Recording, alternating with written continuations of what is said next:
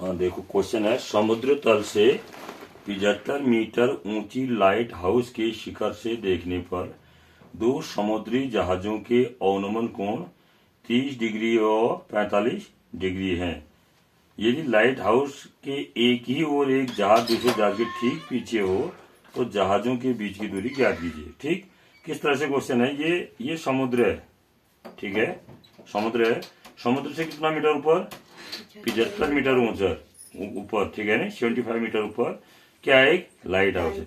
Light house से हम जहाज देख रहे हैं। एक बात और भी ध्यान रखनी है हमें कि दोनों जहाज जो है, क्या कह रहा है, ये जो लास्ट की लाइन है, यदि लाइट हाउस की एक ही और एक जहाज दूसरे जहाज के ठीक पीछे हो गया है, यानी कि जो जहाज है लाइट हाउस की क्या है, दोनों इस तरफ भी है, दाएं तरफ भी है, ठीक है। मतलब ऐसा नहीं कि एक इस तरफ हो और दूसरा इस तरफ हो, बाएं तरफ हो, है नहीं। जैसे सपोज ये आपका लाइट हाउस है तो एक जहाज इधर हो और दूसरा जहाज इधर हो, ऐसा नहीं है। जबकि है क्या कंडीशन कि अगर ये लाइट हाउस है, लाइट हाउस का शिखर यहाँ पर लाइट हाउस है, तो दोनों जहाज एक ही तरफ है, ये कहना चाह रहे हो। आया समझ में? अब क्या कह रहा है ये, इनके अनुमान कोण दे रखे हैं। अनुमान कोण क्या है? यानी कि यहां से अगर हम इस बिंदु ए से जहाज पहले वाले को देख रहे हैं तो इसका अनुमान कोण कितना डिग्री बन रहा है? 45 डिग्री। जब दूसरे जहाज को देख रहे हैं तब अनुमान कोण बन रहा है 30 डिग्री। तो दोनों जहाजों के बीच की दूरी मानी, जब ये पहला जहाज बिंदु सी पर दे रखा है, हमने दूसरा जहाज बिंदु डी पर दे रखा है, सी डी के बीच की दूरी निकालनी है, ठीक है।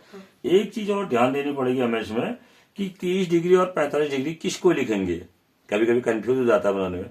ध्यान देना कि जैसे जैसे हम दूर जाएंगे, यहां से दूर जाते रहेंगे तो ये वाला कोण क्या होगा? घटेगा। क्या होगा? घटेगा। क्यों?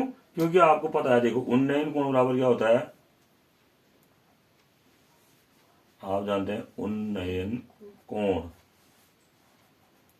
उन्नयन कोण है ना। उन्नयन कोण बराबर क्या होता है? अवनमन कोण। अवनमन कोण अंग्रेजी में क्या बोलते हैं उन्नयन कोण को? Angle of elevation. Angle of elevation equal to angle of depression. अब ये अगर 30 डिग्री है, ये अवनमन कोण है नहीं, तो इससे उन्नयन कोण क्या हुआ? ये हुआ नहीं हुआ है? तो ये कितना हो जाएगा? 30 डिग्री। क्यों होगा 30 डिग्री? ये कितना डिग्री है? 45 डिग्री है ना, 45। तो इसका अवनमन कोण 45 ये होगा, ये है ना। और ज्योमेट्री की भाषा में क्या बोलते हैं इसको? Alternate interior. Alternate interior angle, यानी कि एकांतर अंतःकोण। अब ये 30 डिग्री है नहीं, तो ये भी कितना होगा? 30 डिग्री। ये मैं ध्यान क्या देना है आपको, कभी भी ये कोण 30 डिग्री और ये 45 होगा, ये 45 ये 30 नहीं हो सकता है ना। क्योंकि ज्यो ज्यो हम दूर जाएंगे क्या होगा, वो कोण घटते रहेगा। घटेगा नहीं घटेगा? लाइट हाउस से हम जितना दूर जाएंगे उन्नयन कोण घटते रहेगा। ठीक हो गया? आया? उन्नयन कोण बराबर अवनमन कोण हो गया। अब हम अब हमें क्या निकालना है? इनकी बीच की दूरी निकालनी है ना, जहाजों के बीच की दूरी, दैट मीन्स सी और डी के बीच। तो क्या लिखेंगे हम? पहले किससे निकालें? देखो त्रिभुज ए बी सी में, त्रिभुज ए बी सी में क्या होगा? त्रिभुज ए बी सी में हमारे पास त्रिभुज ए बी सी में क्या है? ये कोण मालूम है, लंब मालूम है, आधार चाहिए ना। किसे निकाल सकते हैं? कॉर्ड वाले से निकाल सकते हैं। कॉर्ड में आधार ऊपर आता है, बेस अपॉन परपेंडिकुलर। तो क्या हो जाएगा त्रिभुज एबीसी में? कॉड 45 डिग्री इक्वल टू आधार बट्टा लंब होता है। कॉड 45 डिग्री इक्वल टू आधार बट्टा। आधार क्या है इसमें हमारा? बीसी। आधार क्या है? बीसी है। लंब क्या है? ए बी है ना। अब यहाँ से देखो कॉड 45 डिग्री का मान कितना होता है? 1 equal to B C upon A B. A B नहीं हुआ? अब अगर क्रॉस मल्टीप्लाई कर देंगे तो यहाँ से क्या हो जाएगा? A B equal to B C. A B equal to B C. B C तो हमें मालूम है कितना है, नहीं ए बी मालूम है। ए बी कितना है? 75, यानी कि 75 इक्वल टू बी सी, यानी कि बी सी इक्वल टू हम क्या लिख सकते हैं? 75 मीटर। 75 मीटर निकल गया हमारा। बी सी निकल गया 75। ऊपर भी रख सकते थे हम 75। ठीक हो गया? अब क्या निकालना है इसके बाद? ट्राइंगल। अब त्रिभुज ए बी डी में, in triangle A B D, A B D में देखो क्या करेंगे त्रिभुज ए बी डी में।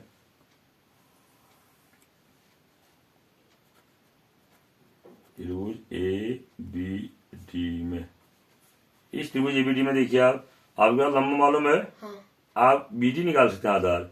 है ना। कॉट से निकाल सकते, क्या हो जाएगा, cot 30 degree equal to cot cot 30 equal to वही आधार बट्टा लंब है, base upon perpendicular, base upon perpendicular. होगा ना। अब यहां से देखिए आधार क्या है फिर हमारे पास, BD, आधार क्या है, BD. और लंब क्या है, लंब AB. AB। ध्यान दो, कॉट 30 डिग्री का मान कितना होता है, √3. हैं, √3. यहां से देखिए कॉट 30 डिग्री का मान √3 3. होता है ना, पक्का, हाँ. हाँ √3 होता है। BD का मान BD. निकालना है हमें, है ना, अपॉन AB का मान 75 75. हो गया। अगर हम क्रॉस मल्टीप्लाई करते हैं तो BD इक्वल टू 75 √3, यानी क्या आ जाएगा हमारे पास, BD equal to BD equal to 75 √3. √3 metre हो गया। हाँ. निकाल दिया हमने, BD भी निकाल दिया, हाँ. निकल गया ना BD का मान, ये BD का मान निकल गया। अब देखो BD हमारे पास निकल गया, BC भी निकाल रखा हमने, क्या निकाल रखा है, BC. कहाँ, ये निकाल रखा है BC। तो अब हमें क्या चाहिए, CD चाहिए ना, हाँ. CD इक्वल टू क्या करेंगे, C. इसलिए CD, BD minus BC. CD इक्वल टू क्या हो जाएगा, BD minus BC. BC, BD से हम BC घटा देंगे, BD माइनस BC. BD का मान कितना है, 75 √3, 75 √3. माइनस BC का मान 75 अगर हम कॉमन ले लें तो क्या हो जाएगा यहाँ से, √3 माइनस 1, इसका मान आया, CD का आया हाँ. इतना, क्या, मीटर हो गया। हाँ. CD क्या है, दो जहाजों के बीच की दूरी, है ना, हाँ. इसलिए क्या लिखेंगे, दो जहाजों के बीच की दूरी. बीच की दूरी. दूरी बराबर कितनी है, 75 √3 माइनस 1, 1 मीटर. ऐसे सॉल्व करें, ठीक है। अच्छा क्वेश्चन है ना। एक छाया वाले क्वेश्चन भी बताने हैं, छाया, ठीक है।